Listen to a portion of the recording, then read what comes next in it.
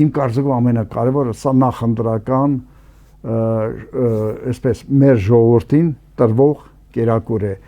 եւ Ամերիկայի կողմից, եւ Թուրքիայի կողմից, եւ Ադրբեջանի կողմից։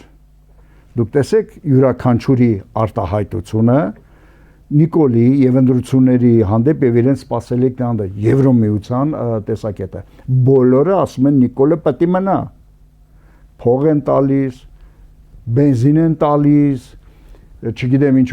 որ բան են ուզում բացեն, փակեն, SN-ն եւ այլ ինչ որ դրական էմոցիաներ են ցանկանում ստեղծել ընտրողների մոտ, որը կավարտվի հաջորդ օրը ընտրությունների։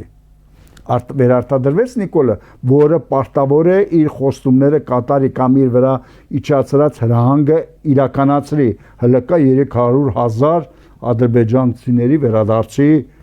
պահանջը, հլկա Ուր են վերադառնում ադրբեջանցիները, իրենց իրենք ասում են այո, արևմտյան Ադրբեջան են ասում եւ իրենք պարտադրելու են եւ դրա համար են իրենք ուզում որ անպայման Նիկոլը վերընտրվի, որտեղ Նիկոլի մոտ կա անասնական վախ Ալիևից, հա, եւ ուզում են անպայման ընտրվի, թույլին բերեն դնեն այնտեղ, որը դրսում թույլ է, ողորմելի է, ներսում առյուծ է կտրել։